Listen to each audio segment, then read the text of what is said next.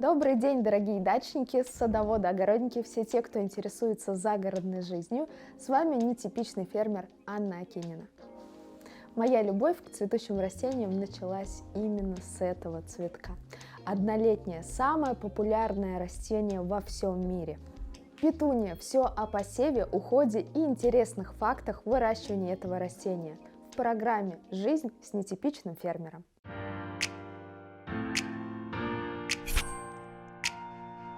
Казалось бы, самый популярный цветок растет на каждом дачном участке, но не у каждого дачника получается вырастить пышный и красивый куст. Друзья, и я хочу поделиться с вами своим первым неудачным опытом выращивания петуний. Раньше я их выращивала в большом количестве, мне казалось, чем больше петуний, тем будут лучше цвести.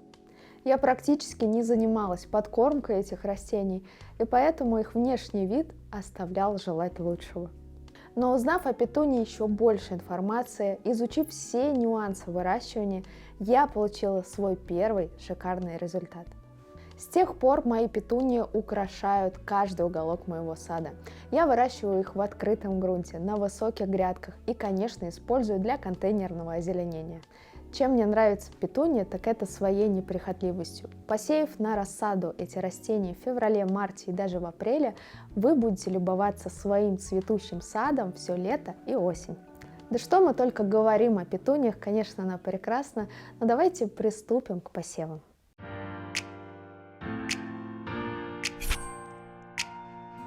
Сейчас для каждого дачника идет самое важное время, ведь мы выращиваем рассаду. А рассада – это фундамент наших больших урожаев и пышного цветения. Рассаду петуний я выращиваю разными способами, и сегодня о каждом я вам немного расскажу. Я проращиваю петунии в грунте, в вермикулите и в минераловатных пробках. К современным методам выращивания многие дачники относятся очень настороженно, но я рекомендую обратить внимание на эти способы. Что объединяет способ проращивания в минераловатных пробках и на вермикулите? Это то, что оба субстрата будут считаться инертными, не будут содержать никакого питания. И наша с вами задача давать это питание по мере роста нашего растения. А в питании нам помогут питательные растворы. Минераловатные пробки я буду проращивать в чашах Петри. Это очень удобно. На одну чашу умещается как раз 10 маленьких пробок. А проращивание на вермикулите я буду производить в обычном пищевом лоточке. При таком способе посева слой вермикулита должен быть примерно 2,5-3 см. Это оптимальный слой, при котором ваши растения не будут пересыхать.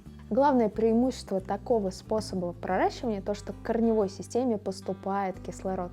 И когда у нас происходит аэрация, растение развивается гораздо быстрее. Увлажнять наши субстраты мы будем сразу питательным раствором. Разводим питательные растворы по инструкции по 1 мл на литр воды. Обратите внимание, что питательных растворов должно быть 2 – концентрат А и концентрат Б.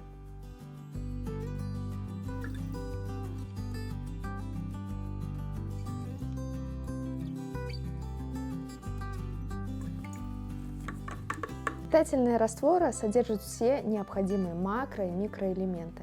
Увеличиваем дозировку по мере роста нашего растения, и тогда вы точно не переборщите с подкормками и будете вносить столько, сколько ему необходимо.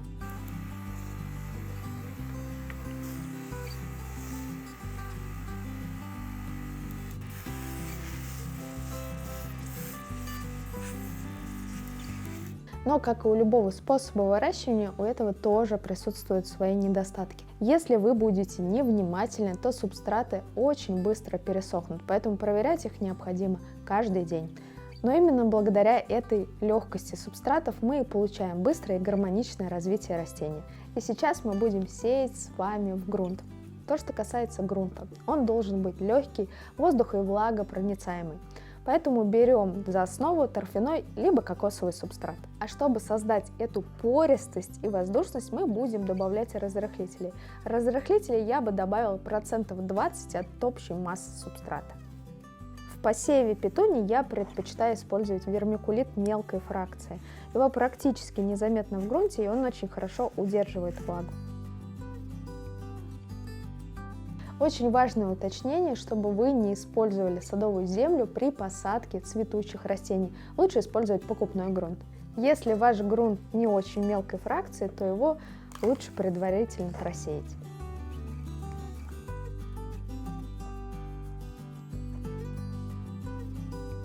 Увлажнять грунт я тоже буду питательным раствором. Питательный раствор стимулирует наши семена, поэтому с ним они всходят гораздо быстрее.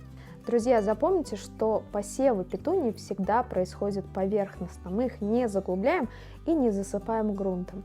Для посева в грунт можно сделать вот такие бороздочки, чтобы семена всходили ровными линиями. И пришло время рассказать вам о моих любимых сортах и гибридах петуний. Мне очень нравится выращивать мелкоцветковую петунию, такую как Вуаль, Вивьен и Рен.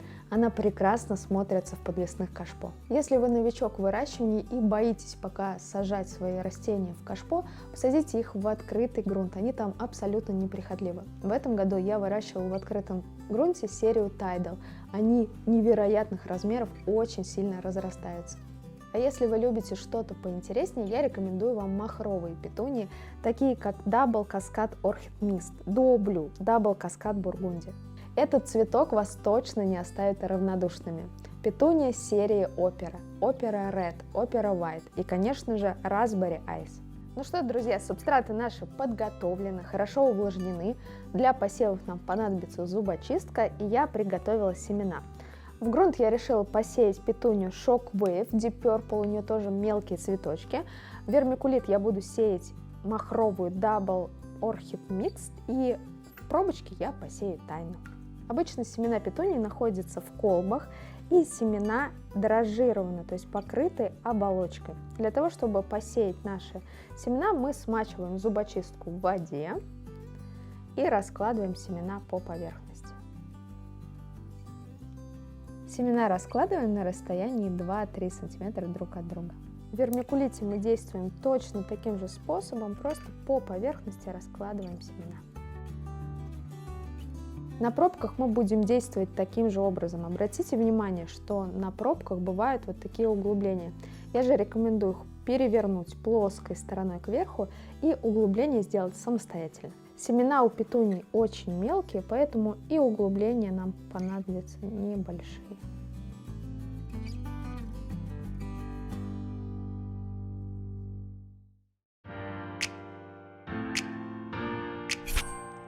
Рядом со мной сидит главный агрономик, моя любимая помощница, дочка моя.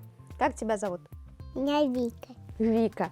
И мы сегодня с Викой будем вместе сеять микрозелень. У тебя будет свой набор для выращивания, у меня будет свой. У меня для взрослых, а у тебя для деток. Идея проекта агрономики пришла мне не просто так. Я увидела безумный интерес своего ребенка. Она действительно помогает мне, выращивает вместе со мной, и ей это очень нравится. Сегодня мы будем выращивать именно микрозелень. Микрозелень – это то, что не требует особой подготовки.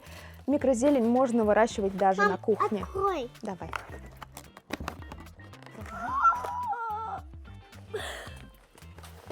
Смотри, что там у нас. Это все мне. Да, у тебя есть, смотри, цветные лоточки, коврики, а у меня вот такие черные лоточки и коврики. Давай покажем, насколько легко и просто выращивать микрозелень, что справится даже ребенок. Вот Вика без моих подсказок обычно справляется. Первое, что нам нужно сделать, это взять лоточки. Давай, расставляй лоточки, а я буду сеять микрозелень необычным способом. Я хочу сделать открытку для нашей бабушки. И да, мы ее будем делать из микрозелени. Один будешь сеять? Да. Ну хорошо, Я один. раз в день буду сеять. Раз в день. Это у тебя будет такая традиция утренняя, да? Ага. Сей один, и я буду сеять один. Когда вы сеете на коврике, главное хорошо дать ему промокнуть. Можно добавить немножко больше воды и потом излишки перелить, допустим, вот в другой коврик, в другой лоточек. Потрогай пальчиком, хорошо он у тебя промок? Да. Смотри, проступает вот так влага. Угу. Значит, что? Значит, можно приступать к посеву семян. Выбирай, какой? Вот этот? Или вот этот? Вот этот. Вика выбрала для себя крест-салат. Это самая простая культуры выращивания. Именно в набор мы добавили самые простые культуры, чтобы детки точно справились. Пока она сеет, у меня задача посложнее. Я беру трафарет. Трафарет вы можете взять либо в детском наборе, либо вырезать его самостоятельно из любой бумаги. Мы вырезали вот такие сердечки и будем сеять микрозелень внутрь сердечка одного цвета, а снаружи другого. И вырастет у нас красивое сердце. У нас с Викусей получились разные трафареты. Она сеет снаружи сердце, а я сею внутри. Я внутри посею фиолетовый редис. Будет красиво, да? Вика отнесла свои посадки к себе в уголок, а мы теперь продолжаем сердечко вместе с ней сеять. Смотри, сердечко у нас вырастет фиолетовое, потому что мы посеяли фиолетовый редис, а вокруг мы посеем дайкон. Вот так вот потихонечку сыпь вокруг, ладно? Можно? Да. Конечно, можно. Молодец. Смотри, как здорово у тебя получается. Чуть-чуть сюда. Чуть-чуть сюда. Чуть-чуть. Вот это у меня помощница. Так, ну что, достаем наш пульверизатор. И, конечно, это твое любимое дело. Давай, хорошо увлажняй семена сверху. Вот так вот. Достаточно. Выключай. И давай наш последний шаг. Мы обязательно должны накрыть наши семена вот таким темным лоточком. Темный лоточек не позволит взойти раньше времени семенам. Они проклюнутся и взойдут пушистым ковриком все одновременно. Дня через 2-3, как только вы увидите корневую систему, верхний лоточек можно будет убрать и поставить под свет. Можно поставить под фитолампу или на солнечное окошко. Обязательно экспериментируйте со своими детьми, выращивайте микрозелень Тук-тук-тук-тук-тук. и проводите больше времени вместе.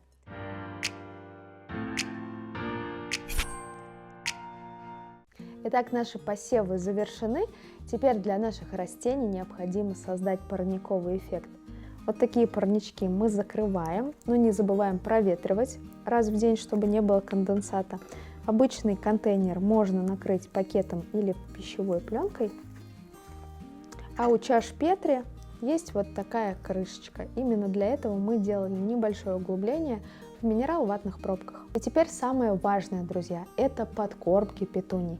Петуния очень сильно нуждается в питании, поэтому подкормки желательно вносить при каждом поливе. В этом случае вы можете не бояться минеральных подкормок и вносить их микродозами при каждом поливе. Если вы используете любое водорастворимое удобрение, достаточно 1-2 граммов на литр воды. Либо, как я, используйте питательные растворы. На питательных растворах у меня будут расти и эти петунии, и посеянные в грунт. Но есть способ для совсем ленивых дачников. Вы можете использовать удобрения пролонгированного действия, те, которые действуют весь сезон. Их нужно добавить сразу при посеве и добавлять при каждой пересадке. В этом случае я вам порекомендую органическое удобрение ProSteam от компании Steam Garden. Его будет достаточно 3-5 граммов на 1 литр грунта.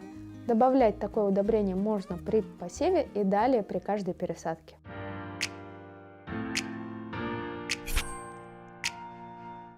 Надеюсь, мы разобрали все волнующие вопросы в посеве петуний, и вы обязательно справитесь с этой культурой. А с вами была Анна Акинина. Увидимся в следующих выпусках «Жизнь с нетипичным фермером». Пока!